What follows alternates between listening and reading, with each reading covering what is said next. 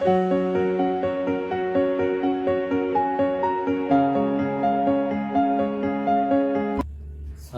Bapak Ibu Jemaat Tuhan yang terkasih dalam Yesus Kristus.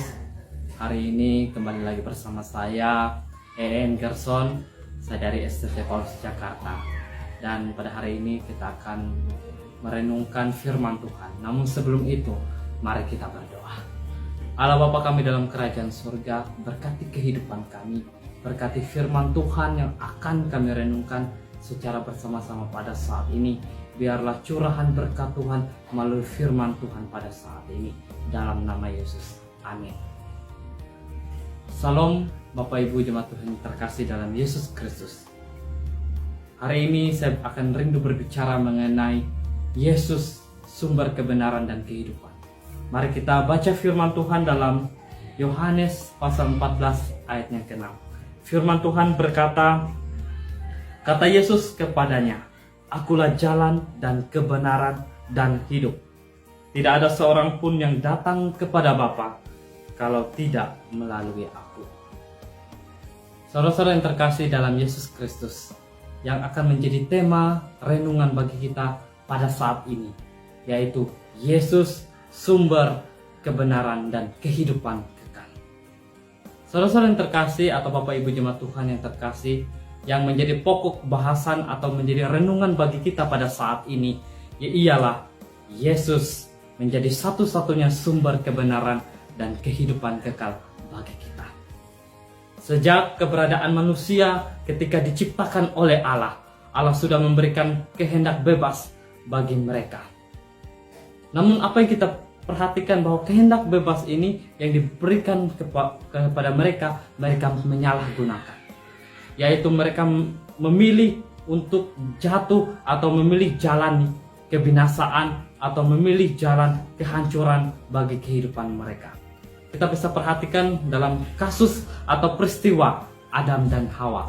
Bagaimana ketika mereka ditempatkan di dalam Taman Eden, saudara, bahwa Tuhan sudah memberikan perintah, petunjuk atau jalan yang pasti supaya mereka tidak jatuh atau tidak melanggar ketika mereka jatuh atau ketika mereka hidup dalam kebenaran, maka kerajaan sorga itu akan menjadi kehidupan atau akan menjadi miliknya.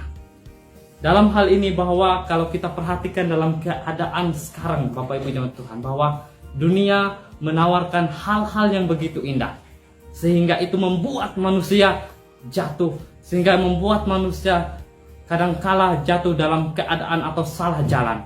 Misalnya masalah ekonomi, status sosial, itu membuat manusia seringkali meninggalkan kepercayaannya demi apa? Memenuhi kebutuhan kehidupan mereka.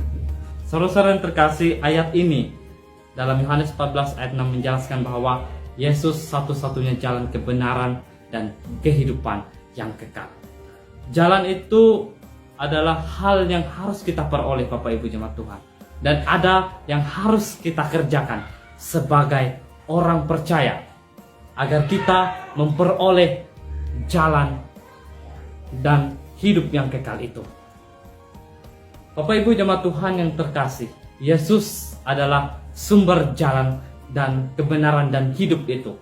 Jadi di luar Yesus, saudara, tidak ada jalan menuju kebenaran dan hidup yang kekal kalau kita tidak melalui Yesus. Ini yang perlu kita perhatikan, bahwa tidak ada jalan lain selain Yesus, satu-satunya jalan.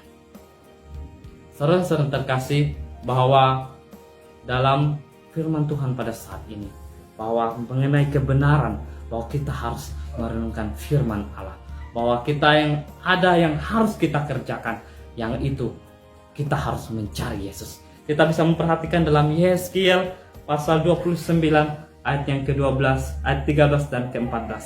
Saya akan membacakannya bagi kita. Apabila kamu mencari aku, kamu akan menemukan aku. Apabila kamu menanyakan aku dengan segenap hati, maka aku akan memberi kamu menemukan aku. Demikianlah firman Tuhan. Dan aku akan memulihkan keadaanmu dan akan mengumpulkan kamu dari antara segala bangsa dan dari segala tempat kemana telah kucerai beraikan. Demikianlah firman Tuhan.